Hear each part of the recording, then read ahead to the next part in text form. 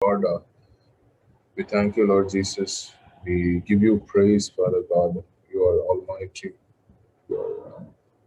You're our Father. We do many mistakes. We fall every time. But God, your grace and mercy is much higher. Father, we thank you. You give peace in our hearts. You give joy in our hearts. There are many things going around, but you keep us, God, stable. Thank you. We pray for these words, God. Whatever your word is, when we preach, when we share, it's not going to go in vain. What we are going for the class, which we are going to do, God, we will be recording and sending it to few people. Help them to hear when they are free, God. Help them not to miss. And to learn, God, that you are the true Savior. And help them to grow in your knowledge and grace. In Jesus' name.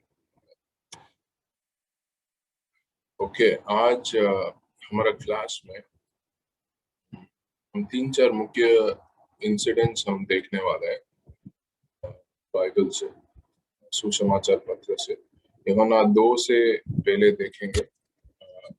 तो यीशु मसीह पहले बार ये मंदिर में आ रहे हैं, temple में आ रहे हैं। उसके बारे में हम देखेंगे। यूहन्ना 2 13 से 25 तक ये पंक्ति है। इसमें यीशु ने पहले बार अभी मंदिर में आ रहे हैं उनका बपतिस्मा होने के बाद। बपतिस्मा के समय ये दिखा रहे हैं कि वो जो परमेश्वर का सेवा के लिए वो शुरू कर रहे हैं बपतिस्मा के बाद। हम देखा बपतिस्मा के बाद उनका 40 दिन का रेगिस्तान में टेम्पटेशंस था, जब वो खाए नहीं थे, पिए नहीं थे। वो खत्म होके उनका पब्लिक मिनिस्ट्री, सो मतलब वो जन सेवा वो शुरू हो रहा। और ये समय में तो पहले उन्होंने मंदिर में आ रहे, ये परमेश्वर का घर है मंदिर। ये मलाकी 3:1 और 2 में हम इसका भविष्यवाणी देख सकते हैं, वो जो पूरा हो रहा है। सो यीशु मसीह पहले बार मंदिर में आ रहा है। डोमिनिक, तुम मलाकी 3:1 और 2 जस्ट रेडी रख सकते हैं, हिंदी में हम पढ़ेंगे। और हम देख रहे हैं यीशु मसीह, ये मलाकी 3:1 और 2 में ये लिखा है कि यीशु मसीह पहले बार आएंगे मंदिर में, और जो लोग परमेश्वर का खोज रहे हैं, सोच रहे हैं, वो लोग उस दिन देखेंगे और वो अचानक आएंगे। ये लिखा हुआ है। और ये हमें बताता हूँ। और ये पहले बार जो आ रहे हैं यीशु मसीह मंदिर में, ये एक न्याय का समय है, क्योंकि वो मंदिर में मंदिर जैसे नहीं कर रहे हैं, कुछ व्यापार हो रहा है काफी। ये मार्केट जैसे, मंदिर जैसे नहीं था, मार्केट जैसे था। और तो यीशु मसीह का गुस्से हुए और उन्होंने न्याय किया। और बाद में एक और बार मतलब मंदिर में आएंगे, वो परमेश्वर का बलिदान होने का मेमना जैसे वो आएंगे।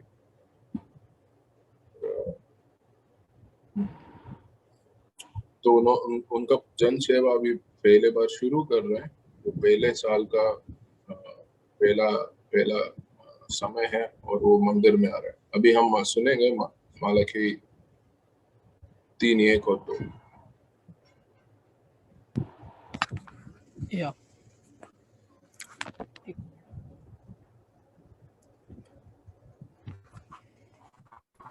मलाकी 3 और 1 और 2 पहला पंक्ति ऐसा कहता है कि देखो मैं अपने दूत को भेजता हूँ, वह मार्ग को मेरे आगे सुधारेगा, और प्रभु जिसे तुम ढूंढते हो वह अचानक अपने मंदिर में आ जाएगा। हाँ, वाचा का वह दूत जिसे तुम चाहते हो, सुनो वह आता है, सेनाओं का यहोवा की यही वचन है। दूसरा पंक्ति ऐसा कहता है, परंतु उसके आने के दिन का की कौन सह सकेगा, और जब वह दिखाई दे तब कौन खड़ा रह सकेगा, क्योंकि वह सोनार की आग और धोबी के साबुन के समान है। हाँ, यीशु मसीह आग की तरह है उस समय, क्योंकि वो न्याय कर रहे हैं, वो मतलब गुस्सा हुए, क्योंकि मंदिर का स्थिति ऐसा है कि वो मार्केट जैसे व्यापार कर रहे हैं लोग। और जो लोग वाचा का दूध उसके बारे में खोज रहे हैं, वो देखेंगे उस दिन। और ये अचानक परमेश्वर उस दिन अचानक आएंगे। जो लोग परमेश्वर को खोज रहे हैं और उनका सोच है, वो लोग देखेंगे उस दिन। जब यीशु मसीह में मंदिर में आया, उनको क्या दिखाई दिया कि एक्चुअली यहूदी लोग अलग अलग जगह से यरूशलेम को साल में 3 बार तो आएंगे। वो पासओवर का समय में और पेंटेकोस्ट के समय में और एक और फेस्टिवल के समय में वो लोग आएंगे और आके वो अपना अपना बलिदान चढ़ाएंगे। और मंदिर में भी 3 मुख्य पार्ट से, एक आउटर कोर्ट है, बाहर का एक जगह है, फिर इनर कोर्ट है, और उसमें होली प्लेस है, और मोस्ट होली ऑफ होलीज है। होली ऑफ होलीज में ही बादशाह का संदूक रखा हुआ है, वो मन्ना रखा हुआ है, फिर आरोन का वो रॉड हाथ में जो पकड़ा हुआ वो रॉड रखा हुआ है। और ये जो व्यापार है आउटर कोर्ट्स में हो रहा है, मतलब बाहर का जगह पे हो रहा है। और ये जब यहूदी लोग अलग अलग जगह से आएंगे, उनके पास जो कॉइन्स होता है, नहीं तो पैसा होता है, वो अलग अलग होता है। तो वो पहले वो इधर यरूशलेम में चेंज करना पड़ता है। जैसे हम इंडिया से बाहर जाएंगे, दूसरा करेंसी होता है, दूसरा पैसा होता है, और उधर हमारा रुपीस देके डॉलर्स में, नहीं तो कोई और करेंसी में हम चेंज करते हैं। ऐसा ये लोग चेंज करना होता है। वो जब चेंज करते हैं उनका काफी ज्यादा फीस भी रखते हैं। तो ये क्या कर रहे थे, ये जो सैनहेड्रिन बोलते हैं, तो यहूदी लोग का लीडर्स है, स्क्राइब्स है, राबाइज है, मतलब फरिसियों है, सादुसी लोग हैं, हेरोदियंस हैं, और अलग अलग लोग, ये लोग सब मिलके ऐसा किए हैं, एक बिजनेस तरीके से बना लिया। क्योंकि सब लोग 3 बार तो आएंगे, सारे यहूदी लोग, और हर जन बलिदान चढ़ेंगे। बलिदान चढ़ने के लिए ये कुछ ना कुछ जानवर उनको खरीदना पड़ेगा। वो खरीदने के लिए पैसा चाहिए, पैसा चेंज करने से में ज्यादा पैसा ले लेते हैं शायद। वो बलिदान के लिए जो जानवर बेचने समय भी ज्यादा पैसे लेते हैं, ऐसा वो पैसा ज्यादा ले रहे थे और व्यापार कर रहे थे। ये व्यापार जी, ये जो व्यापार कर रहे हैं, वो मंदिर के अंदर करने का क्या जरूरत है? वो मंदिर का बाहर एक गली में, और नहीं तो कोई और एरिया में कर सकते थे। मंदिर का अंदर जो आउटर कोर्ट्स है, वो रीजन में वो एरिया में करने का जरूरत नहीं है। तो उनका सोच, मंदिर के बारे में सोच क्या है, वो दिखाई दे रहा है। और उस समय महायाजक काइफस थे, और उनका जो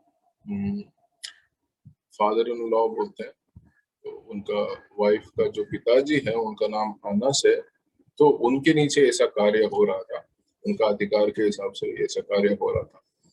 और ये हम देख सकते हैं, ये जो मंदिर है बहुत बड़ा है।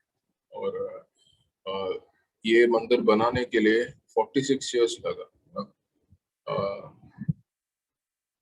मतलब 45 और 1 साल, 46 इयर्स लगा।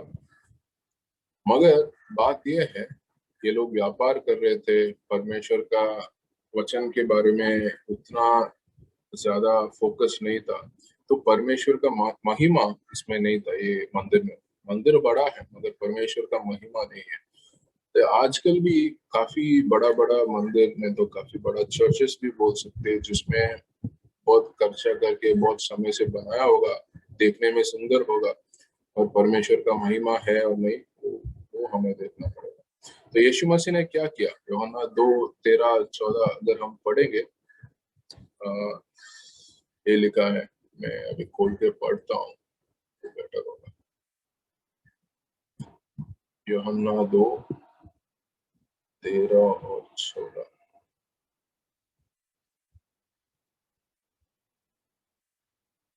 यहूदियों का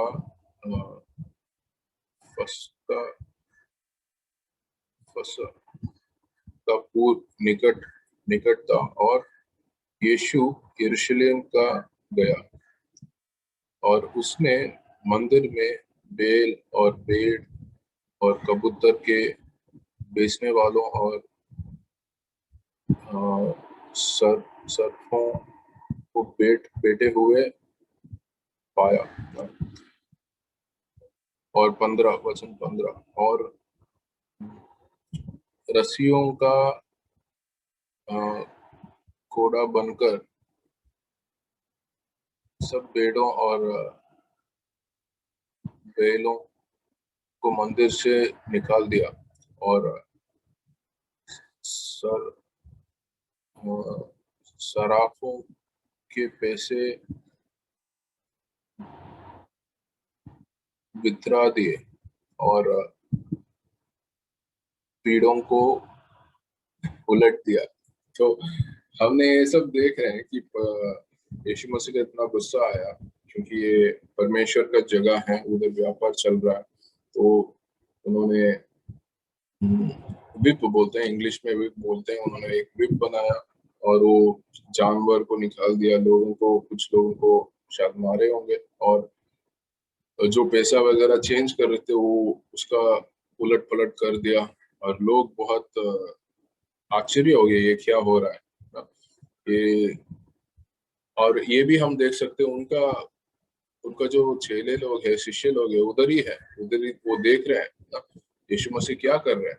तो ये जो बात हो रहा है मंदिर में, ये किसी ने, वो सैनहेड्रिन यहूदी लोग का जो नेता लोग हैं उनको बता दिया। तो वो लोग आए और वो लोग पूछ रहे हैं, ये आप किस क्या अधिकार से आप कर रहे हैं, आपके पास क्या चिन्ह है। तो यूहन्ना यूहन्ना 2:18 में पूछ रहा है, और 19 में परमेश्वर का, यीशु मसीह का जवाब है, जो बहुत मुख्य है। तो यूहन्ना 2:18 में इस पर यहूदियों ने उससे कहा, तू जो ये करता है तो हमें कौन सा चिन्ह दिखाता है। तो यहूदी लोग पूछ रहे हैं कि ये क्या चिन्ह हमें दिखा सकते हैं, आप तुम्हें मैसेया हैं करके बोलने के लिए, ये क्या अधिकार से और किस चिन्ह के द्वारा तुम कर रहे हैं ये सब। और यीशु मसीह ने उत्तर दे रहे, यीशु ने उनको उत्तर दिया, वचन 19 में पढ़ रहा हूँ, कि इस मंदिर को दा दो, और मैं उससे 3 दिन में खड़ा कर दूंगा। ये इंग्लिश में अगर जब हम पढ़ेंगे, इसमें जब यीशु मसीह मंदिर करके बोल रहे हैं, उसका ग्रीक का शब्द है नयोस, NAOS, नयोस। उसका मतलब ये है कि परमेश्वर का महिमा, वो जो पवित्र स्थान है ना, अति पवित्र स्थान है ना, उसको वो बता रहा है यीशु मसीह। और उस यूहन्ना 2:20 में ये फरीसी सादुसी लोग और स्क्राइब से, ये यहूदी को नेता लोग हैं, वो बोल रहे हैं ये मंदिर तो 46 इयर्स हुआ बनाने के लिए, तुम 3 दिन में कैसे खड़े कर सकते हो। जब वो लोग बोले थे, वो बाहर रूप का मंदिर के बारे में बोले थे, और यीशु मसीह जब मंदिर बोले हैं, उन्होंने इस बारे में बोले, आदि पवित्र स्थान के बारे में बोले, जहाँ पे परमेश्वर का महिमा रहता है। उन्होंने ये बोले अगर तुम अभी परमेश्वर का महिमा वो मंदिर में नहीं था, परमेश्वर का महिमा यीशु के यीशु के द्वारा है। तो यीशु ये बोले तुम मुझे, अगर मैं मरूंगा तुम मुझे मारोगे, मैं 3 दिन में वापस जी उठ सकता हूं। वो उनको समझ नहीं आया। उन्होंने वो बाहर रूप का मंदिर देखा, उन्होंने ये पूछ रहे थे ये हमें 46 ईयर्स लगा, 3 दिन में तुम कैसे खड़े कर सकते हो। और तो यीशु मसीह पूरा परमेश्वर का महिमा में है। और वो, और ये पहला रेफरेंस है जहाँ पे यीशु मसीह ने बोला मैं 3 दिन में, मैं मरने के बाद वापस 3 दिन में जी उठ सकता हूँ। ये हम 2 में ही है पहला रेफरेंस। ये यीशु मसीह का चेले लोग भी उधर है, वो लोग भी सुन रहे हैं, अगर उनको सही तरीके से समझ नहीं आ रहा। तो मैं क्या सवाल पूछ सकता हूँ इसमें इधर, क्या एंड ऑफ द क्लास के अंदर? पूछो पूछो पूछो। तो ये जो यीशु मसीह जो ये टेम्पल के बारे में बोल रहा था कि वो डिस्ट्रॉय करेंगे, तो ये वही ये ही वाज, मतलब बोलने का मतलब है कि वो ये टेम्पल के बारे में नहीं बोल रहा था जो यहूदी लोग ने 46 इयर्स लगाया था वो बनाने के लिए, तो उसके बारे में नहीं बात कर रहा था वो। नहीं, मैं राइट? उन्होंने हाँ, नो वो तो वो उसके बारे में नहीं बात कर रहे थे, लोग समझ रहे थे इसके बारे में बात कर रहे, बट जो इसलिए वो बताए यूहन्ना 2:18 में जो यीशु मसीह ने इस्तेमाल किया है शब्द, उसका मतलब नया से वो परमेश्वर का जो महिमा है, अति पवित्र स्थान है, उसके बारे में बता रहे हैं ना। तो बेसिकली वो खुद के बारे में बोल रहे हैं, परमेश्वर का महिमा मुझ पर है तो मुझे तुम आप लोग मारोगे। वो ये बता रहे आने वाला समय में वो लोग यहूदी लोग ही यीशु मसीह को मारने वाले हैं। तो जब यीशु मसीह को मारेंगे वो वापस 3 दिन में जी उठेंगे, परमेश्वर का महिमा वापस रहेगा 3 दिन के बाद। तो उसके बारे में बता रहे थे। हाँ। Okay okay. और यीशु मसीह ने 2 बार ऐसा मंदिर में साफ करता है, मंदिर को साफ करता है। ये यूहन्ना 2 में एक है और मत्ती का 21 में दूसरा दूसरा बार अलग समय में होता है। ठीक है, अभी हम यीशु और निकोदिमस उसके बीच में जो वार्तालाप चला, कन्वर्सेशन चला, उसके बारे में देखेंगे। ये बहुत मुख्य है क्योंकि पुनरुत्थान के बारे में और नया जीवन के बारे में है। ये भी यूहन्ना 2:23 से 3:21 तक है ये पंक्ति ना। ये सिर्फ यूहन्ना बता रहा है, यीशु और निकोदेमस के बीच में जो कॉन्वर्सेशन हुआ वो सिर्फ यूहन्ना में रिकॉर्ड हुआ है। बाकी बाकी जो सुसमाचार पत्र में ये लिखा नहीं है ना। तो निकोदेमस एक स्क्राइब है, मतलब वो जो नियम है उसका पूरा अच्छा इंटरप्रिटेशन कर सकता है। तो वो काउंसिल है, जो सैनहेड्रिन है उसमें भी वो भाग है, वो भी मेंबर है। तो उसके पास अच्छा पावर है, समाज में अथॉरिटी है। तो लोग उस समय सोच रहे होंगे ये कौन है यीशु जो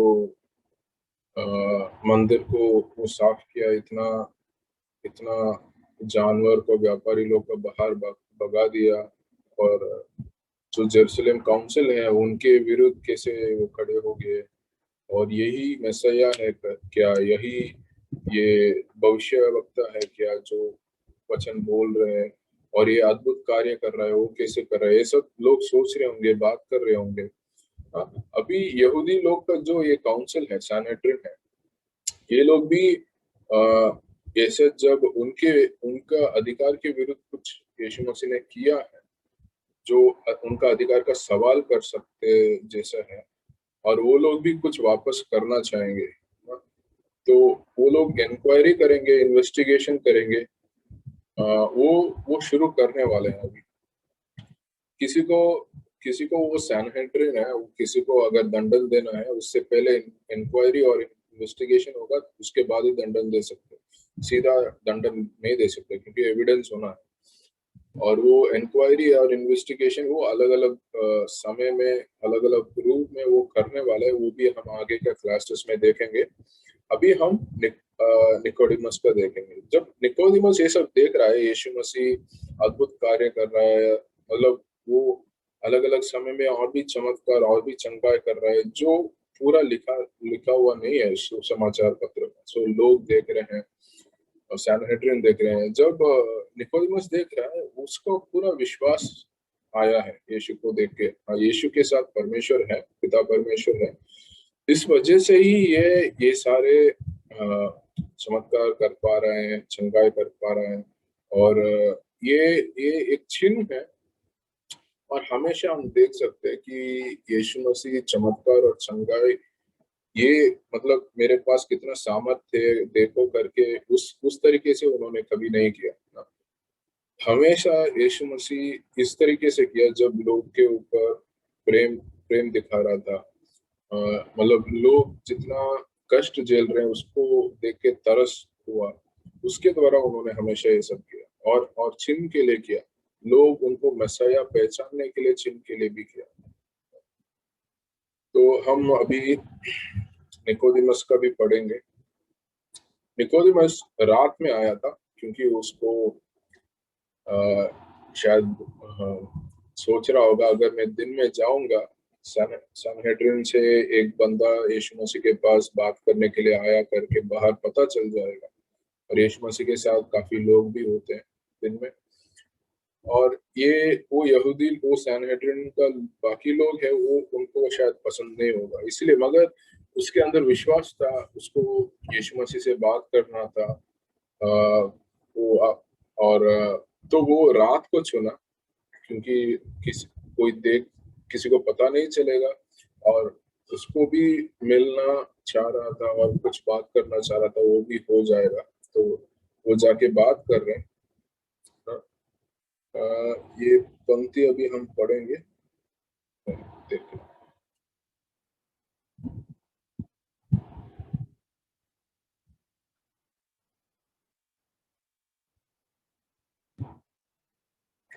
यूहन्ना 3 में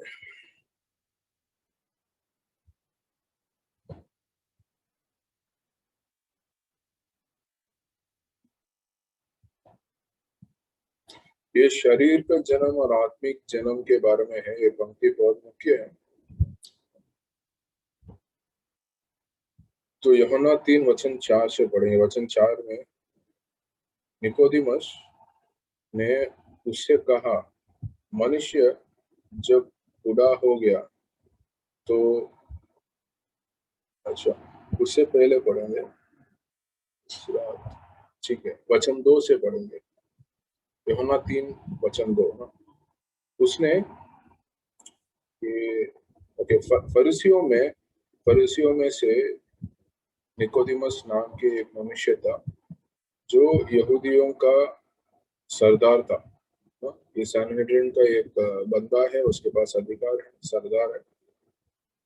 और अगला यूहन्ना 3:2, उसने रात को यीशु के पास आकर उससे कहा, हे रब्बी, हम जानते हैं कि तू परमेश्वर की ओर से गुरु होकर आया ना। तो ये परमेश्वर के ओर से ही यीशु मसीह आया करके वो मान रहा है, क्योंकि कोई कोई इन चिन्हों को जो तू दिखाता है, यदि परमेश्वर उसके साथ ना हो तो नहीं दिखा सकता।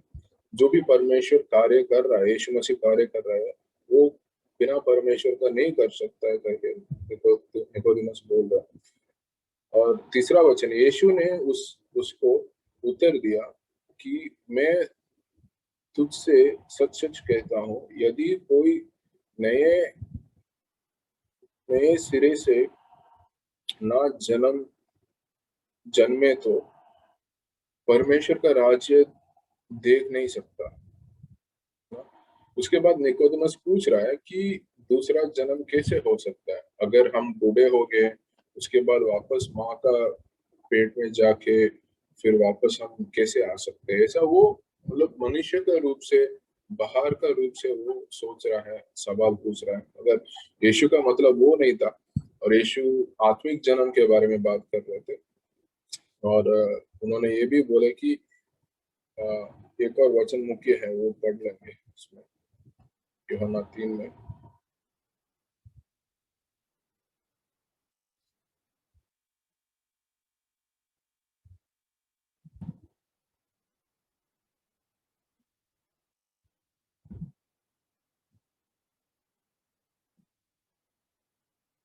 मतलब ये निकोडिमस को समझ नहीं आ रहा था ये आत्मिक जन्म के बारे में। तो यीशु मसीह बोल रहे हैं वचन 10 में, यूहन्ना 3:10, ये सुनकर यीशु ने उससे कहा, तू इसराइलियों का गुरु है, गुरु होकर भी क्या इन बातों को नहीं समझता ना? और मैं तुझसे सच सच कहता हूँ कि हम जो जानते हैं वो कहते हैं, और जिससे जिसे हमने देखा है उसकी गवाही देते हैं, और तुम हमारी गवाही ग्रहण नहीं करते। जब मैंने तुमसे पृथ्वी का बात कही और तुम प्रतीति नहीं करते, तो यदि यदि मैं तुमसे स्वर्ग की बातों कहूँ तो फिर क्यों कर प्रतीति करेंगे। और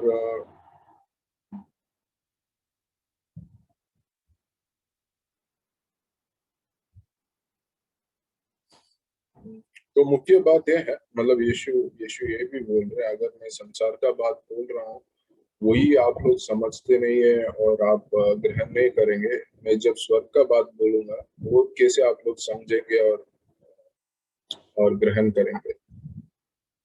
और यीशु मसीह और निकोदेमस के बीच में जो बात हुआ है उसमें मुख्य चीज ये है कि यीशु मसीह बोल रहे हैं कि बिना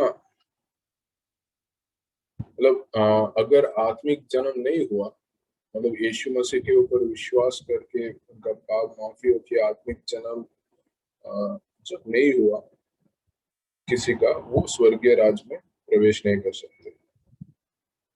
तो ये वो पहले निकोदेमस मतलब इसराइलियों का गुरु है, वो बहुत अच्छा शिक्षक है नियम का, मगर उसका भी समझ नहीं हो रहा था। मगर ये बात हम देख सकते हैं, निकोदेमस यीशु मसीह के ऊपर विश्वास कर रहा था, वो उनसे मिलना चाह रहा था, बात किया और यीशु मसीह को उनको समझाया आत्मिक जन्म के बारे में। इसमें दो लिखा है, एक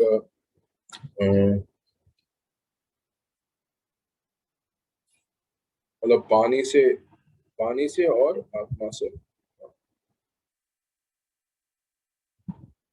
पानी से और आत्मा से। मतलब हम माँ का गोद में जब हम पैदा होते हैं वो पानी से भरा हुआ होता है, और हम आत्मिक, वो हमारा शारीरिक जन्म के बारे में बोल रहा है। और आत्मा आत्मा हम जब यीशु के ऊपर विश्वास करते हैं, हम हमारा आत्मिक जन्म होता है। तो हमने अभी दो दो चीज देखे हैं। एक यीशु मसीह कैसे मंदिर में गए, उनका पहले समय में और पहले साल का जन सेवा का समय में, और कैसे उन्होंने साफ किए। और मतलब एक पतरस 4:7 बोल रहा है कि न्याय परमेश्वर का जगह से शुरू होगा, और परमेश्वर का जो जन है यहूदी लोग हैं, उधर से शुरू हुआ यीशु मसीह न्याय। और फिर निकोदिमस के साथ परमेश्वर के साथ जो कॉन्वर्सेशन है वो हम देखें। अभी हम आगे जाएंगे। यूहन्ना बपतिस्मा के बारे में हम पिछले क्लासेस में देख रहे थे।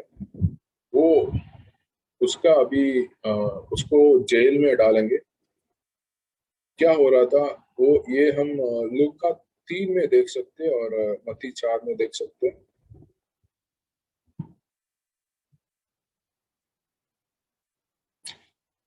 क्या हो रहा है उस समय, हेरोद अंतिपास है जो राज्य कर रहे हैं, वो उसका भाई का जो वाइफ है उनके साथ गलत रिश्ता रख रहा है। और कोई भी उसके सामने ये गलत को बता नहीं रहा। और अगर राजा जो राज्य कर रहा है वो ऐसा करेगा, वो क्या गवाही दे रहा है लोगों को। और यूहन्ना बपतिस्मा उसके विरुद्ध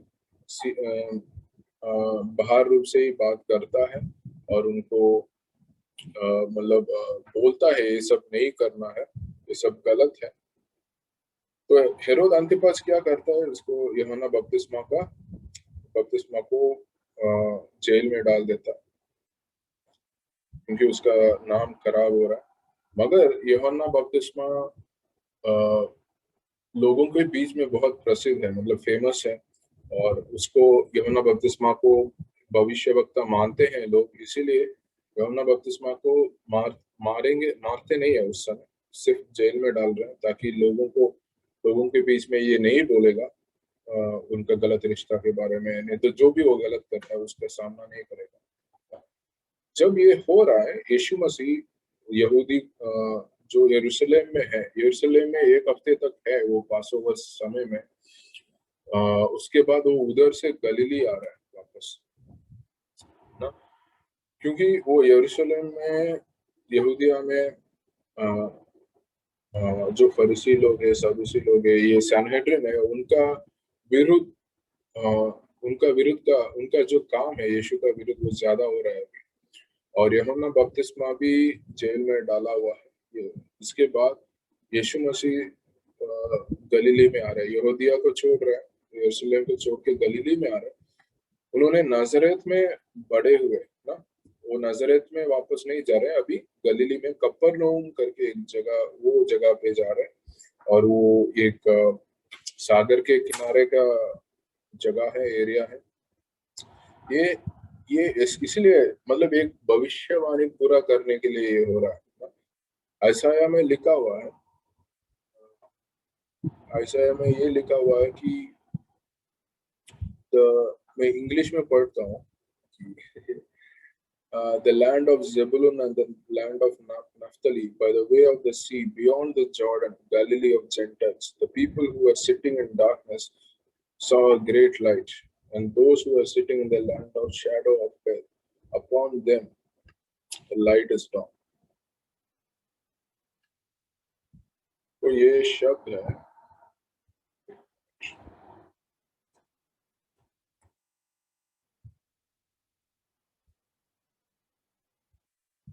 ये आयसाया 9:2 में लिखा हुआ है कि जो लोग अंधेरा में बैठे हैं वो बहुत बड़ा रोशनी को देखेंगे।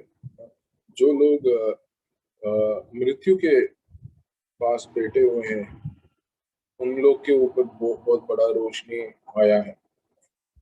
और ये लोग इधर हैं कि वो समुद्र के किनारे में यॉर्दान के ऊपर गलीलिया में। तो ये भविष्यवाणी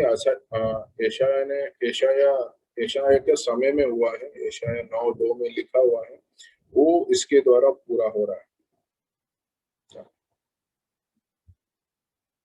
और यीशु मसीह उधर लोगों को बता रहा है कि स्वर्ग राज्य के बारे में और उनका पाप का माफी पूछने के बारे में यीशु मसीह बता रहा है। और अभी हम अंत एक और पंक्ति देखेंगे, उससे आज का क्लास खत्म करेंगे। यूहन्ना 4 काफी लोग का मालूम है कि फिर भी हो सकता है ये समय में कुछ नया चीज हम सीख सकते हैं।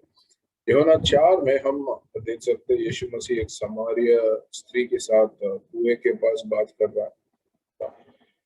आप सोच सकते हैं यीशु और उनके चेले लोग समारिया के द्वारा जाने के लिए यीशु मसीह निर्णय लिया, और 34 मतलब 34 माइल्स उन्होंने प्रयाण किया। उन्होंने उस समय गाड़ी वाड़ी नहीं था, गाड़ी वगैरह, तो उन्होंने पैदल से 34 माइल्स उन्होंने गए,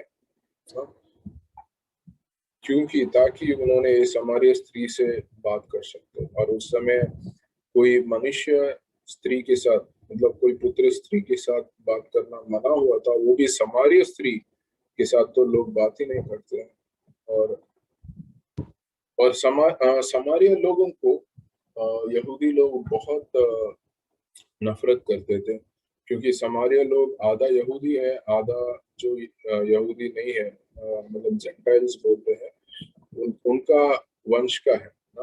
वो एक मिक्सड रेस बोलते हैं कि उनका जाति में मतलब पूरा यहूदी नहीं है, आधा मतलब माँ नहीं तो बाप यहूदी होंगे, और दूसरा दूसरा जो पेरेंट है वो यहूदी नहीं होंगे, तो उनका वंश थोड़ा मिक्स हो गया। उस वजह से यहूदी लोग उसको नफरत करते थे। वो उनको जो परमेश्वर मानते नहीं है, नहीं तो कोई और लोग के पीछे परमेश्वर मान के चलते हैं, आराधना करते हैं, उनसे भी इनको ज्यादा नफरत करते थे यहूदी लोग।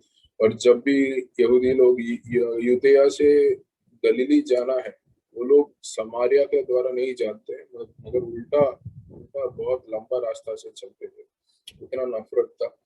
और यीशु मसीह पर मनुष्य लोग का दिल को देखता है ना, वो लोग सिर्फ जाति को नहीं देखता है वो। और यीशु मसीह ये समारिया में भी समय बिताया, लोगों से बात किया, उसका एक बहुत अच्छा एग्जाम्पल और गवाही हम यूहन्ना 4 में देख सकते हैं। ये जो स्त्री है, उसका शादी शादी का जो समय का हस्बैंड था, उसको उन्होंने छोड़ दिए। उसके बाद 3-4 लोग का अलग अलग समय उनके साथ रहे, फिर भी मतलब उनका मैरिज लाइफ है वो बहुत गड़बड़ में था, बहुत बड़ा मेस में था कि 4-5 अलग अलग लोग से उसके साथ रिश्ते थे। और अभी जिसके साथ रिश्ता है, वो वो भी उसका हस्बैंड नहीं है। तो ऐसा गलत गलत तरीके का उनका जीवन था, और इसीलिए वो समाज के बीच में आना बहुत शर्म होती थी उसका। लोग क्या कहेंगे, कैसे देखेंगे, इसलिए वो दोपहर में आ रहे हैं, दोपहर में पानी लेने के लिए कुएं के पास आ रहे हैं। वो भी उनका गांव का कुएं नहीं है, दूसरा गांव का कुएं के पास आ रही है, ताकि चुप चुप के लेके वापस जा सकती है करके। और यीशु मसीह और उनके चेले लोग उधर जा रहे हैं, और यीशु मसीह का चेले लोग खाना लेने के लिए मार्केट में जा रहे हैं सब लोग। यीशु मसीह अकेले हैं। यीशु मसीह ये समार्य स्त्री से बात कर रहा है, तो पहले वो पानी पूछ रहे हैं कुएं से, और पहले वो समार्य स्त्री पूछ रहे हैं कि आप मुझसे कैसे बात कर सकते हैं। और यीशु मसीह बोल रहे हैं, जो तुमसे बात कर रहे, अगर तुम जानती है तुम मुझसे पानी पूछेगी, क्योंकि मैं अनंत काल का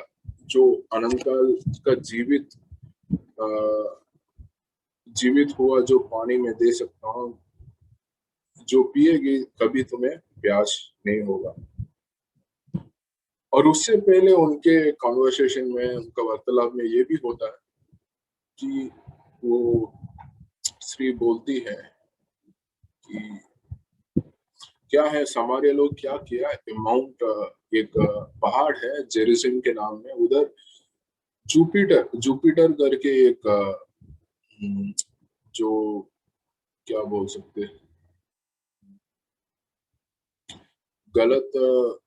गलत आत्मा है, उसको उन्होंने परमेश्वर करके मान के उनका एक बहुत बड़ा मंदिर बनाया है पहाड़ के ऊपर। और वो लोग समारिया लोग उधर ही जाते हैं, क्योंकि यहूदी लोग नफरत करते हैं। और वो बोल रही थी, हमारा जो मंदिर है और हमारा जो आराधना है इधर होता है, मगर यहूदी लोग बोलते हैं यरूशलेम में ही आके करना है, हम लोग क्यों उधर जाना है। और यीशु मसीह उसका उत्तर दे रहे, तुम लोग इसको आराधना कर रहे जो तुम लोग नहीं जानते, और हम लोग आराधना करते हैं जिसको जानते हैं। और वो बोल रहा है, एक समय ऐसा होगा कि कहीं जाने का जरूरत नहीं है परमेश्वर को आराधना करने के लिए, जहां जहां भी हो कि आप लोग आराधना कर सकते हैं। तो वो मतलब यीशु मसीह का मरण और पुनरुत्थान के बाद ऐसा हो गया ना कि वो मनुष्य और परमेश्वर के बीच में जो वो पर्दा था वो फट गया। अभी कोई भी मनुष्य उनके पास आ सकते हैं, कहीं से भी वो आराधना कर सकते हैं, उसको वो बता रहे थे। और इसके बाद उनका बात हुआ, और यीशु मसीह उसको बोल रहे हैं मुझे मालूम है तुम्हारा विवाहिक जीवन के बारे में और कितने लोग के साथ मतलब तुम्हारा उन्होंने सच्चाई बोलते हैं जो वो जानते हैं। हम ये देख सकते हैं यीशु मसीह ये स्त्री को पहले बार देख रहे हैं, मगर वो स्त्री के बारे में सब कुछ जानते हैं। इसके द्वारा वो स्त्री वो हमारे स्त्री पता चल रहा है, को पता चल रहा है ये मसीहा है ना, ये मसीहा है। इसके द्वारा ये हमारा आत्मा छुड़ा सकते हैं, हमारा पाप का माफ हो सकता है। और यीशु मसीह कभी उसको कंडम नहीं किया और तुमने इतना पाप किया, इसका उनको न्याय नहीं किया ना? और उसको पाप के ऊपर उनका उनका क्या फोकस उधर नहीं था। उनका फोकस ये था, मैं तुम्हें अनंत काल का पानी दे सकता हूँ, जीवित पानी दे सकता हूँ, जो तुम पी सकती है और तुम्हें प्याज नहीं होगा। हम सोच सकते हैं कि वो समारिया में कितना लोग होंगे और कोई बड़ा बड़ा लोग भी होगा, जैसे समाज में अच्छी पद में है, सही है। यीशु मसीह उनके पास नहीं गए। यीशु मसीह ऐसे लोग का चुना जो समाज में कोई नाम नहीं है, लोग शायद उससे बात नहीं करते हैं, उसको कुछ मदद नहीं करते हैं। और यीशु मसीह उनके पास गया और उसको बोला, और वो उनका जब विश्वास आया, उनको पता चला मसीहा है, वो स्त्री वो शहर में सब लोग को जाके बोली, मैं मसीहा को देखा हूँ, आ जाओ तुम लोग भी देखो, वो इधर ही है, वो अनंत काल का और जीवित पानी के बारे में बात कर रहा है। और हम वो पंक्ति में ये भी देख सकते हैं कि पहले वो सर बोलते हैं, उसके बाद एक भविष्य वक्ता बोलते हैं, उसके बाद वो जानते हैं मसीहा। जैसे जितना वो बात कर रहे हैं, समय बिता रहे हैं, उसका यीशु मसीह के बारे में जानकारी बढ़ रहे हैं, वो हम देख रहे हैं पंक्ति में। तो हम भी ये हम इस्तेमाल कर सकते हैं जब हम सुसमाचार बांटते हैं लोगों के बीच में, पर यीशु के बारे में बताते हैं। हम ऐसा लोग का बारे में सुन सकते हैं, नहीं तो देख सकते हैं कि इसका जीवन बहुत खराब है, नहीं तो इसका जीवन में बहुत सब लोग गलती किए हैं, सब लोग पाप किए हैं, मगर कुछ लोग का शायद पाप थोड़ा और गहराई होगा और गलत हो सकता है। हम हम हमें और मालूम पड़ सकते हैं, कभी कभी हम मालूम पड़ सकते हैं कोई आदमी के बारे में, और हमारा फोकस उनका जो पाप है, उनका पाप का गहराई के ऊपर नहीं होना है। हम सिर्फ यीशु मसीह के बारे में बताना है, वो कौन है, वो हमारे लिए क्या किया है, उसके द्वारा क्या हो सकता है, वो बताएंगे। बाकी चीज परमेश्वर देखेंगे। और वो क्योंकि हम उनका पाप के बारे में फोकस करेंगे, हम सुसमाचार नहीं बांट सकते, उनके लिए प्रार्थना नहीं कर सकते। और यीशु मसीह भी ऐसा नहीं किया। यीशु मसीह उन्होंने सच्चाई वो जानते थे, सच्चाई बताए भी थे, बट उन्होंने कभी न्याय नहीं किया उनको। और उनको सुसमाचार बोला और वो विश्वास की जान गई, और कितने लोग को जाके वो बताई, वो इवेंजलिस्ट बन गए। ठीक है, आज का क्लास में हम चार अलग अलग पंक्ति देखे थे। एक यीशु मसीह कैसे उनका पहला साल का पहला समय मंदिर साफ करने में वो, और निकोदेमस और यीशु मसीह के बीच में जो कन्वर्सेशन था, वार्तालाप था, वो देखे। फिर यूहन्ना बपतिस्मा जेल में डाला गया था, यीशु मसीह अभी यहूदिया मतलब यरूशलेम से गलीली कफरनहूम में गए, उसके बारे में देखें। फिर यूहन्ना 4 में यीशु मसीह और समारिया स्त्री के बारे में देखें। तो ये आज का क्लास है। और कोई जेवियर, यू हैव एनी क्वेश्चन और कमेंट शेयर कर सकते हैं, फिर हम समाप्त करेंगे।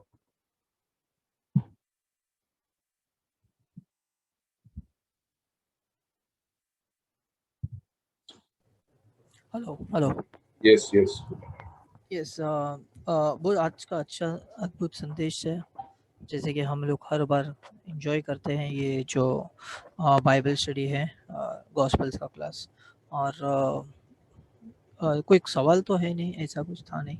लेकिन एक बार एक जो मुझे अच्छा लगा था कि आपने जो बताया था वो अ, परमेश्वर यीशु मसीह की ग्लोरी उसके बारे में, तो ये मेरे को बहुत पसंद आ गया आज के जो संदेश के अंदर।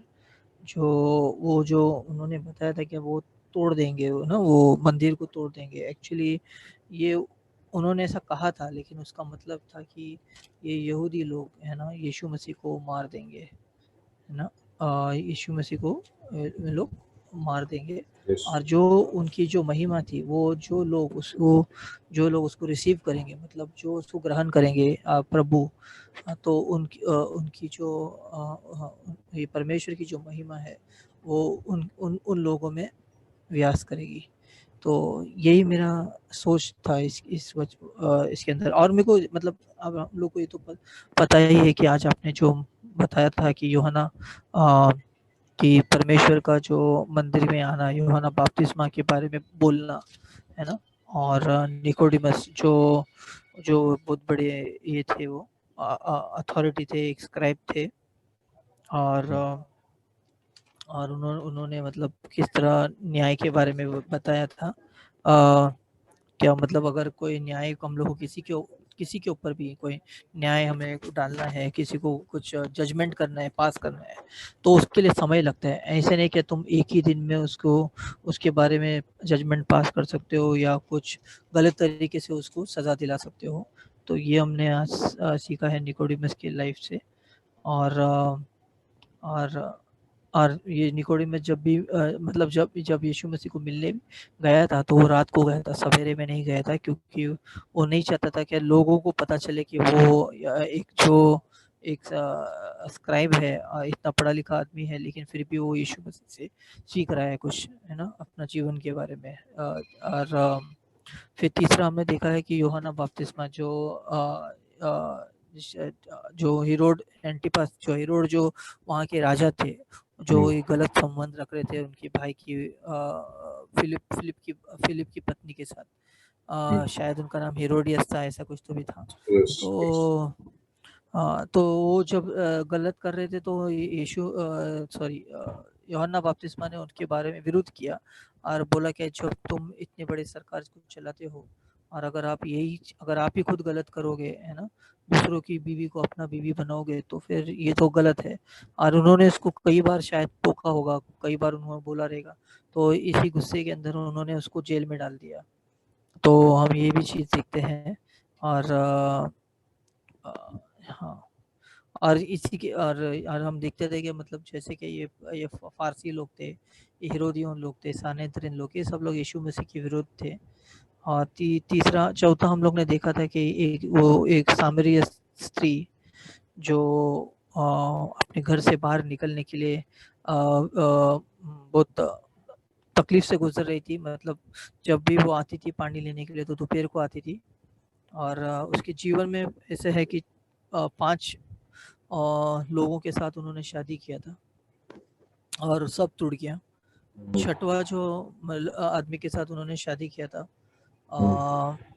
वो उन्होंने उसके साथ कोई रिश्ता, खाली ऐसे ही रिश्ता रखा था, उन्होंने कोई शादी वादी नहीं की थी। लेकिन कहाँ पे एक प्रचारक ने कहा था कि जो 7वां मनुष्य था, है ना, और 7वां मनुष्य यीशु मसीह था। और जब वो उसके जीवन में आता है, तो उसका जीवन पूर्ण संपूर्ण हो जाता है। 7वां का मतलब ये भी है कि मतलब इस संसार को परमेश्वर ने 6 दिन में बनाया और 7वें दिन पे आराम किया। एक 7वां का मतलब है कंप्लीशन, एक कंप्लीट, है ना, संपूर्ण। तो और 7वां मनुष्य था, वो यीशु मसीह था। उसके जीवन में जब आया, उसका जीवन संपूर्ण हो गया था। उनको यही तो और उनका ही नहीं, आज हम लोग अपना भी कह सकते हैं कि जब यीशु मसीह हमारे जीवन में आ जाते हैं, तो हमारा जीवन संपूर्ण हो जाता है। आमीन। या आमेन। मुझे ये चीज अच्छा लगा कि यीशु मसीह किसी लोगों को पाप के ऊपर फोकस नहीं किया, न्याय नहीं किया। वो यूहन्ना 8 में भी हम एक और क्लास में हम देख रहे थे लास्ट वीक। तो कभी उन्होंने न्याय नहीं किया। हम कोई क्रिमिनल हो सकता है, कोई बड़ा गलत काम किया होगा, हम जब उसके पास जाके यीशु मसीह के बारे में सुसमाचार बताएंगे, उसका पाप को फोकस करके नहीं बता रहे हैं ना, वो हम ये देख रहे हैं कि हमारा उनके जैसे मैं भी पापी था, मगर मेरे पास ये सोच समझ कर आया, कार्य किया, ऐसा उसका जीवन में भी कार्य कर सकता है। वो काफी काफी चेंज कर सकता है हमारा पर्सपेक्टिव का, कैसे लोग को देख रहे हैं। और न्याय तो ये आपने करने का कोई अधिकार हमारे ऊपर नहीं है, और सिर्फ यीशु के परमेश्वर के ऊपर है। या तो आपने ये जो बताया था कि ये यीशु मसीह ने उनके पापों के ऊपर फोकस नहीं किया, तो फिर वो किस बात के ऊपर उसके ऊपर फोकस कर रहा था? क्या मतलब क्या क्या कहना चाह रहा था वो? मतलब देखो, मतलब आप बोले वो ना कि हाँ हाँ हाँ। यीशु मसीह ने वो सामार्य स्त्री का पाप जानते थे, और उन्होंने अच्छा। उन्होंने इसीलिए बोला वो सामार्य स्त्री को, तुम्हें पहले 4 अलग अलग समय में हस्बैंड था, और अभी जो है तुम्हारे साथ वो हस्बैंड नहीं है। इसीलिए बोले थे उनको दिखाने के लिए, मैं तुम्हें पहले बार मिल रहा हूँ शारीरिक रूप में, मगर तुम्हें तुम्हारा पूरा जीवन मैं जानता हूँ। वो जब सुनती ओके है ओके। वो जब सुनती है सामार्य स्त्री को पता चल रहा है, अच्छा ये मुझे पहले बार आज मिल रहा है, कैसे मेरा पूरा जीवन उसको मालूम है, ये परमेश्वर ही हो सकता है, ये मसीहा ही हो सकता है जो मेरा पूरा जीवन मालूम है उसको ना। तभी ओके उसको वो इसीलिए बोल रहा है, उनका पाप के बारे में बताने के लिए नहीं, मगर वो मैं मसीहा हूँ, तेरा पूरा जीवन मैं जानता हूँ, वो दिखाने के लिए वो बता रहा है। और वो जब बता रहे थे, वो न्याय करने के लिए नहीं बता रहे, वो दिखा रहे उसके द्वारा मसीहा है, और उनका फोकस ये है उसकी उद्धार में। वो मसीहा जानते हुए मेरे ऊपर विश्वास करती है, और उसको उसका पाप से माफ होती है, उद्धार पाती है, उसके ऊपर उसका फोकस था। और वो उद्धार पाई ओके। है, वो यीशु मसीह को विश्वास की थी, वो मसीहा जानती थी। फिर वो क्या की, वो शी बिकेम इवेंजलिस्ट। वो शहर में सब लोग के बाद पास जाके यीशु मसीह के बारे में बोला है, मसीहा, मैं मसीहा को देखा हूँ, और इधर आओ, जो मेरा पूरा जीवन के बारे में मालूम है और बता रहा है।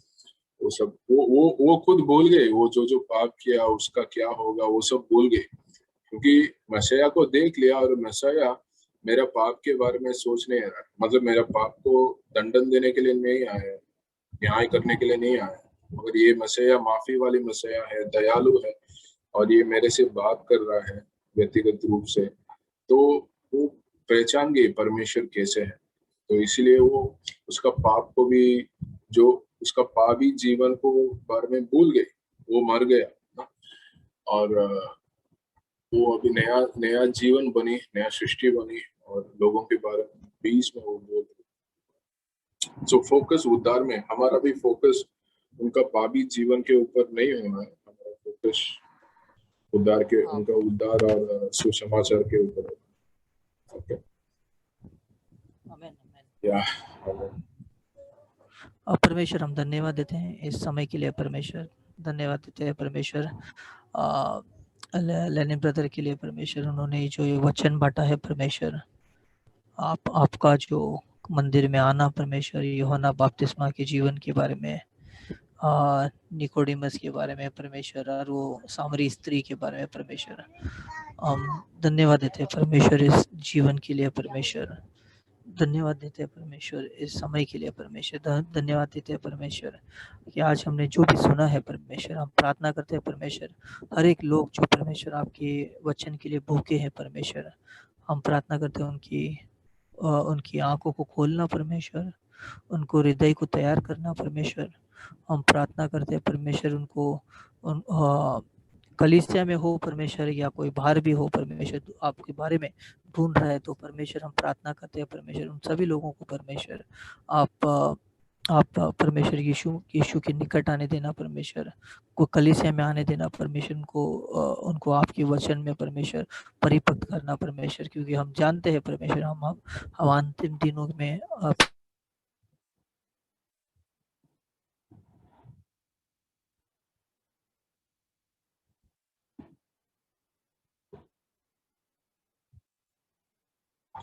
Xavier, we can't hear.